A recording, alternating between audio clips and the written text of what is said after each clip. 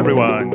Great to be here. My name is Anton, and I'll first introduce myself. And before doing that, I want to hear a round of applause to all of you for finally showing up to an in-person conference after 2 years of not doing so.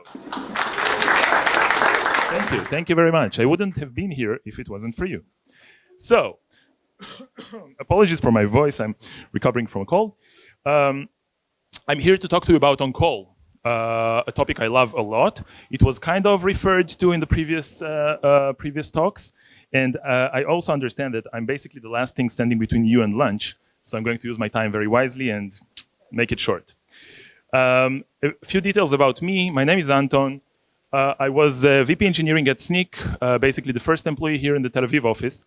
And the majority of what I'm going to tell you now rests on the experience I gained there.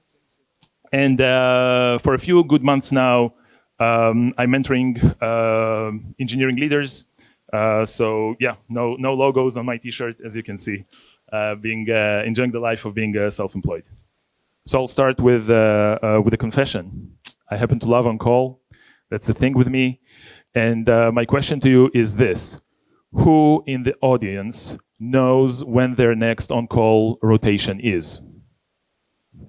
Don't be shy. Don't be shy. Okay, leave your hands up. No, leave your hands up. And now I want to see the hands of all the people who have impact over how they do on-call. Can you have an impact over how your organization does on-call? Okay, so I'm noticing a few hands going up, which is good, and no hands going down. Okay, you can take your hands down. Thank you. So let's talk about how everything starts. Okay, I'm going to generate some empathy from you here. The first time you launch a new service to production and you say this is not going to be like everything that came before is very similar to planning a room for your soon-to-be-born child. You set everything in place, everything looks tidy, no activity is happening in that room just yet, and you're expecting greatness, right? You want to start on the right foot. But then someone actually gets into that room and lives there and uses it, and things sort of look reasonable, but not as they used to, okay? Your metrics are kind of, well, yeah, it used to be important, maybe it isn't important anymore, but no one has the gut to remove some dashboards, so it stays and it gets a bit cluttered. The tests become a bit more flaky, and you get this feeling that, yeah, once every few days, I'll just restart the test suite and it'll pass and I'll get it deployed, right? We just want that green check. Not to mention auto-scaling, which is like, yeah, sometimes we see spikes, so we just throw more money at the problem and then it goes away. What soon happens is this, okay? Some enormous incident erupts, okay? It usually involves the CEO of your company, if you're small enough, the CEO of your company calling up, like picking the phone and calling you personally saying, did you see what just happened, right? And while thinking about all the alerts that should have gone off and haven't, you, in 2 a.m., at about 2 a.m., you try to connect and see what needs to be done. The tests are nowhere to be found. You're going to hotfix this. You don't trust the tests. You don't need them. They aren't helping you. Your metrics, basically 90% of them were lying, okay, because the dashboard is green, but the service is down. And your auto-scaling is that fire extinguisher down there. You exhausted it, and your Kubernetes cluster is now maxed out in nodes, and still the service cannot handle traffic. And that's the way it is, right? Like, why would I even be having this talk? Every service ends up this way, and on-call tends to deteriorate to this state in the average company, okay? So, if you aren't like connected to it right now, just go away and take your spot in the line for lunch, because now I'm going to talk about what can actually help this thing be different.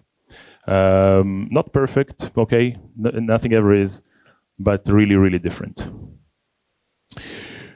First, to understand what is it that we're working with, okay, we need to appreciate why this is happening, okay? This is, you can talk about physics and entropy and whatnot, but basically it's the causes are scale, people, and the combination of people at scale, okay? your service handling 2.5 requests in your CI suite is not behaving the way it would behave when it actually sees the exponential scale your company is experiencing. You talking to 2 people on your team, telling them about this new service, gets a lot of information through and teaches them a lot, but then you're 20 people and you just can't expect everyone to know everything in the same level of detail.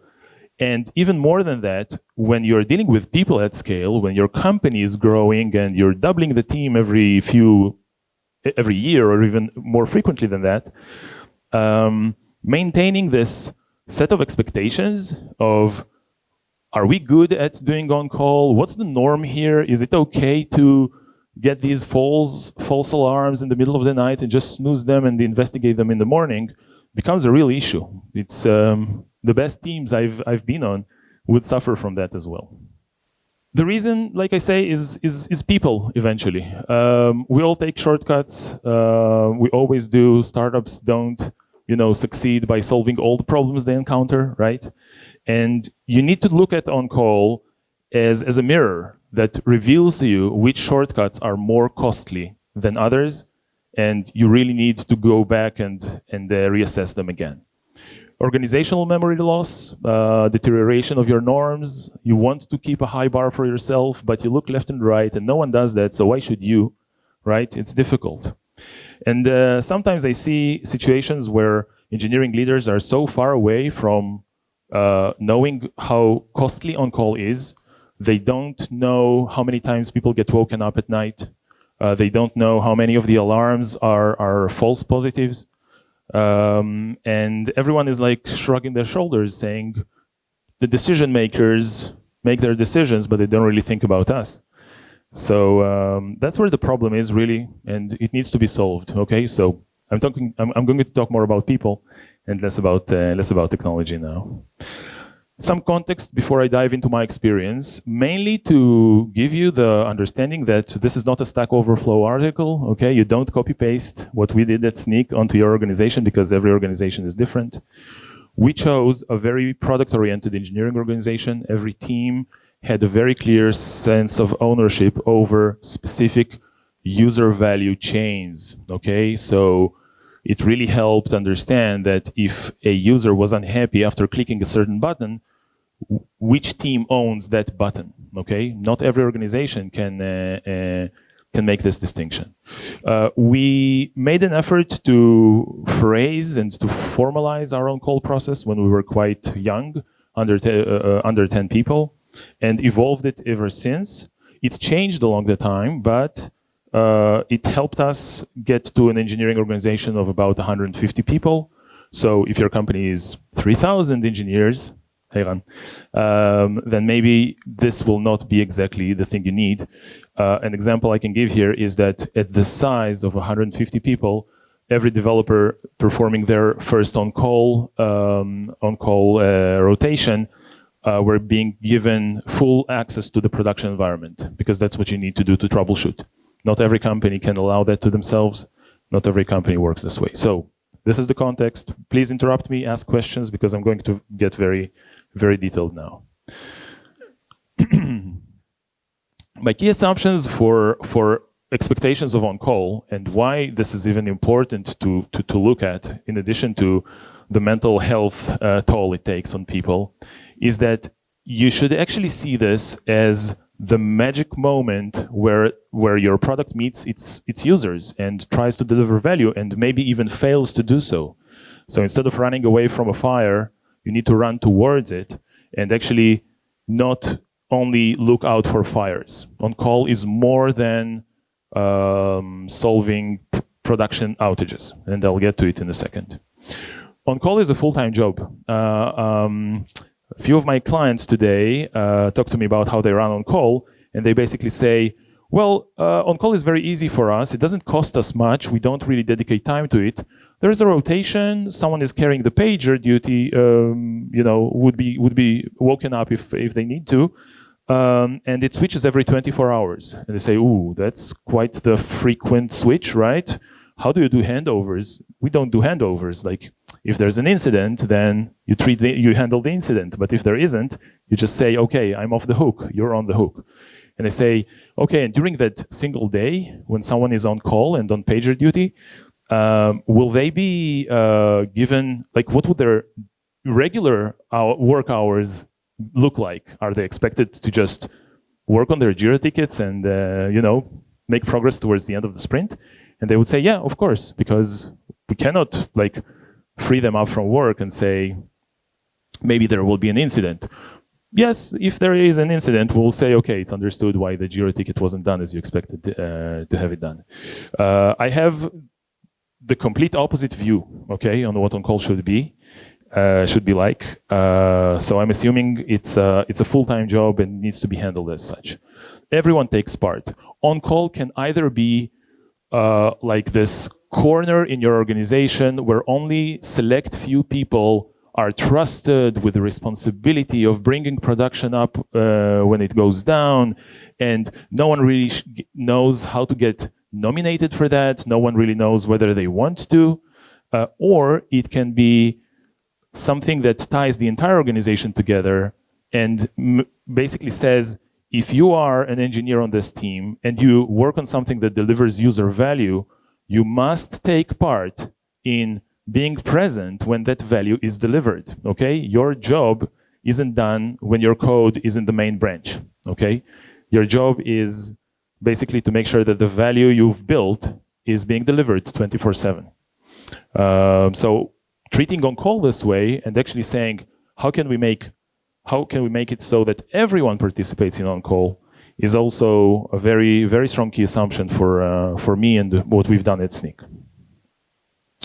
This is the full recipe. I'll elaborate on the different bullets shortly, but like I said, on the who side, every team member participates, and when they participate, when they go on call, it's a full-time job. They step out of their team, we do weekly rotations, and the team basically says, hello, goodbye, and see you in a week, okay? We are also managing the amount of effort invested in this. At any given point in time, less than 10% of the engineering team are dedicated to on-call. So a team of 25 would have 2 people at any given time switching on a weekly basis. What is expected of on-call people? They carry the pager duty schedule throughout the week. If there are 2 people, they can switch it between themselves. We had an office in Tel Aviv and in London. It really helped, the on-call weekend rotation to be just one day, Saturday. But that's up to the people going on the rotation. And during work hours, they are present where the wheels hit the road. They are present where technical support need assistance, and they work on escalated support tickets. They have we had a Notion page of like a on-call playbook that basically had to be repeated weekly with some maintenance options, ideas, and things to basically make things better. And in the how part, so on-call people aren't supposed to be those geniuses that solve everything and know everything. They're supposed to be the first responders on the crime scene, okay? The people who will have their hands on the keyboard the fastest and call in the cavalry, arrange for the relevant people to join the incident. What they use mostly is basic troubleshooting guides, which they write as they troubleshoot issues, and past incident summaries, which I'll refer to later on. Their daily stand-ups are not with their teams, right? For as far as their team is concerned, it's like they took a week off. They join the tech support daily stand-ups, and I'll explain what they gain by that. And they know that they have this rotating light on their head, over their head. So if they approach someone from the rest of the team and say, hey, do you have a minute? That person will have a minute, okay? It doesn't need to be a live incident with a full production outage for them to get attention of the team. The success is very easy to measure. It needs to be very tailored to the varying competence of people going on call. People would usually go on call within a month or 2 months in their role, senior developers, junior developers alike.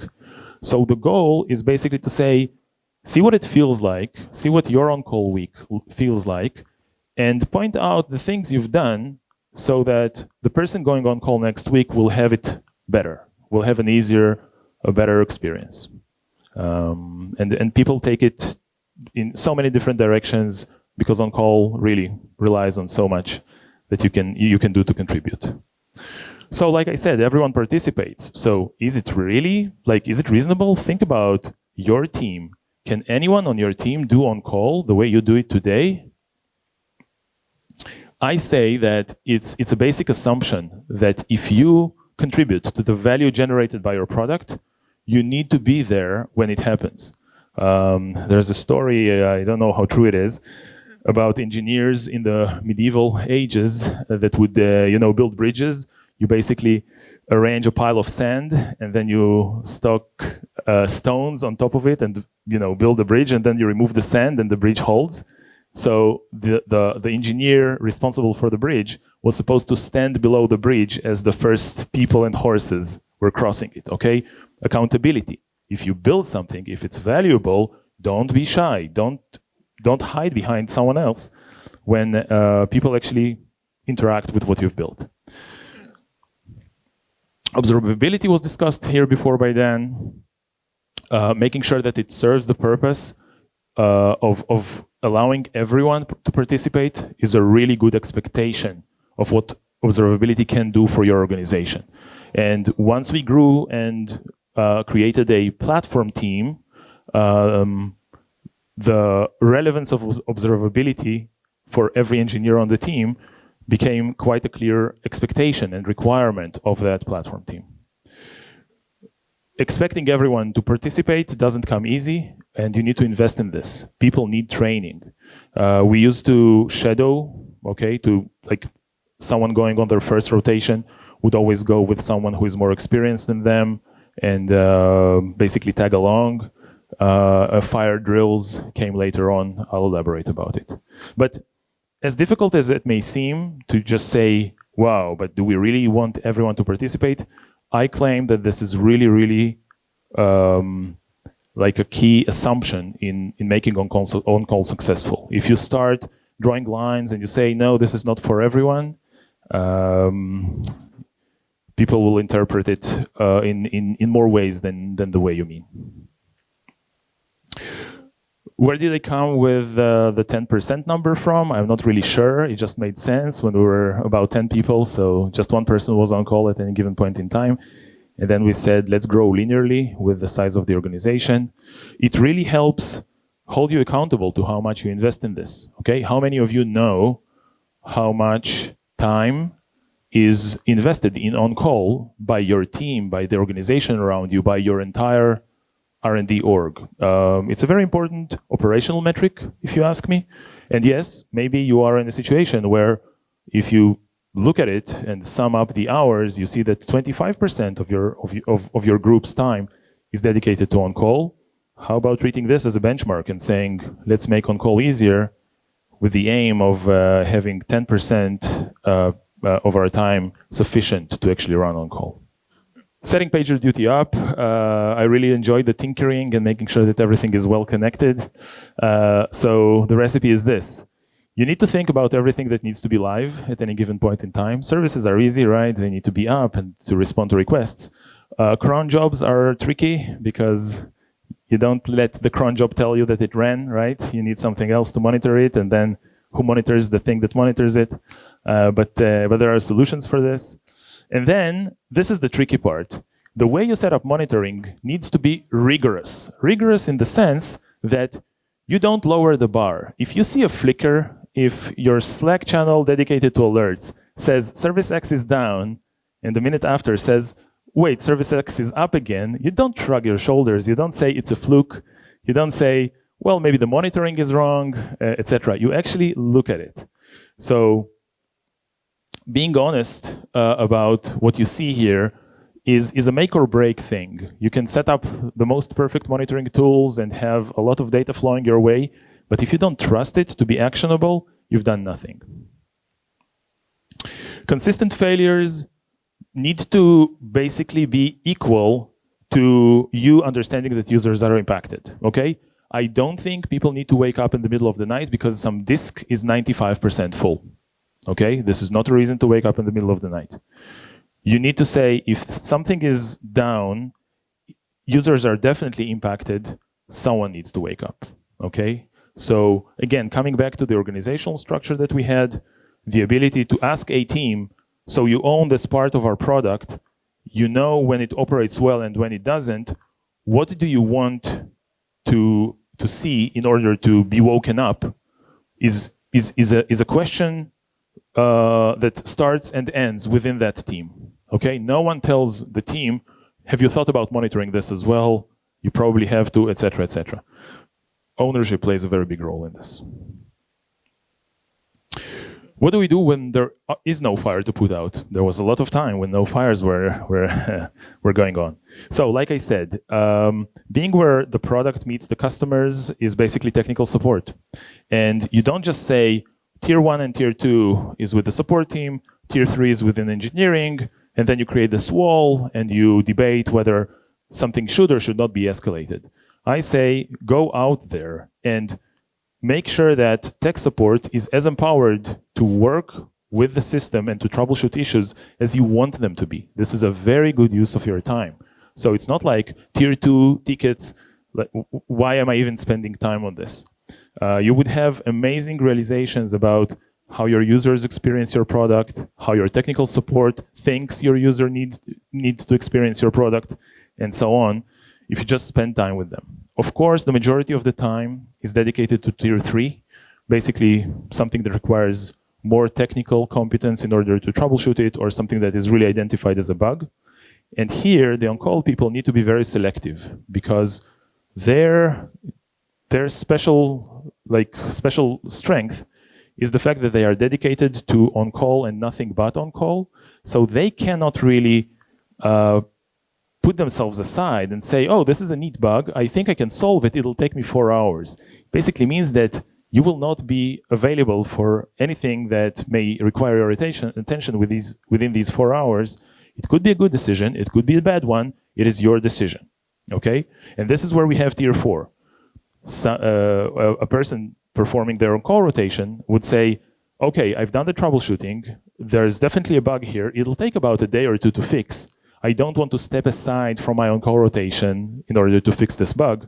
I'm going to talk to the team that owns this thing and make sure they acknowledge it as what we call the tier 4 issue, basically becoming yet another thing to plan for that team's backlog. Okay, so the product manager and the engineering manager need to be involved in this decision.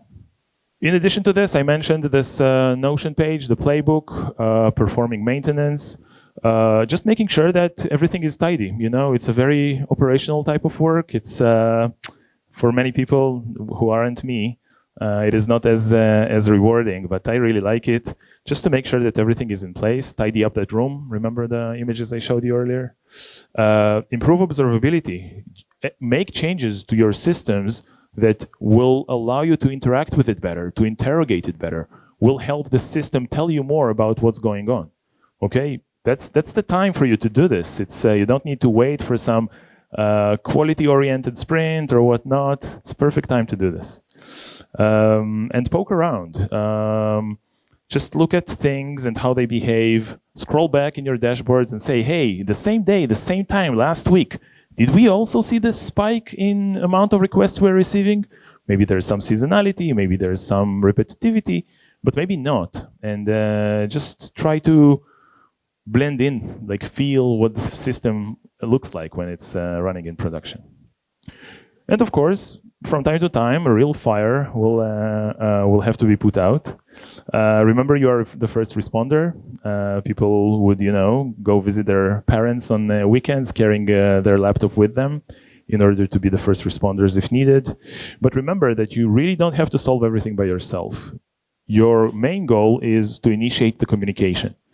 Whether it's a dedicated Slack channel for every new incident coming up, or a thread on that message on our red alert channel, or whatnot, just start explaining what you see, okay?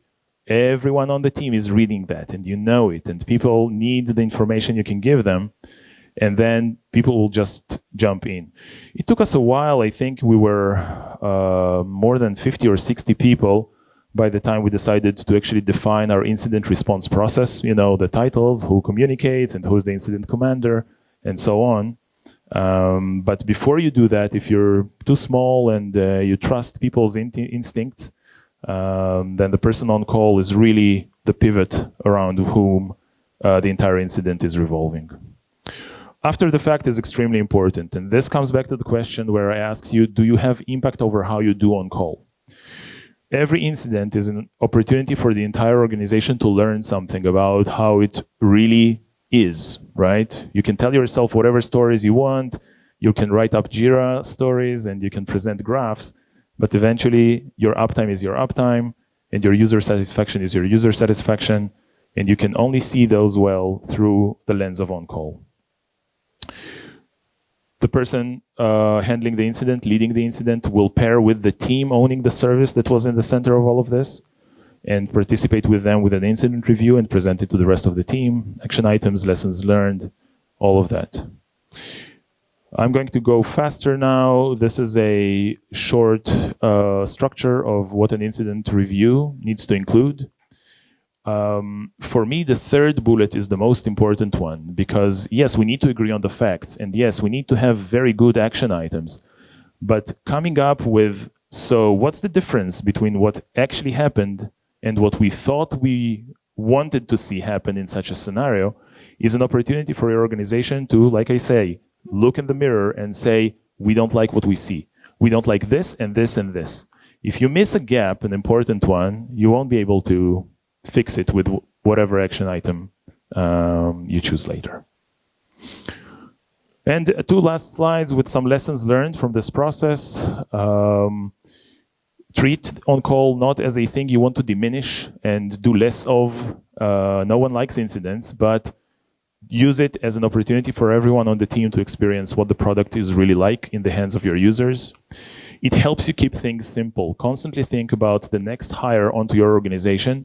How can you help them experience an easier on-call onboarding and an easier on-call rotation, despite the fact code is being written at an enormous rate, the product is growing, more customers use it, etc., etc. It develops a very strong DevOps mindset with everyone because you build it, but then you need to run it. So on-call is much closer to running it. And remember that it will play a role in what you expect of your hires. A very simple example here. We had a very strong front-end engineer as a candidate interviewing with us, but it was clear after speaking with them that they would not be interested in participating in our on-call rotation the way we expect everyone else to do so.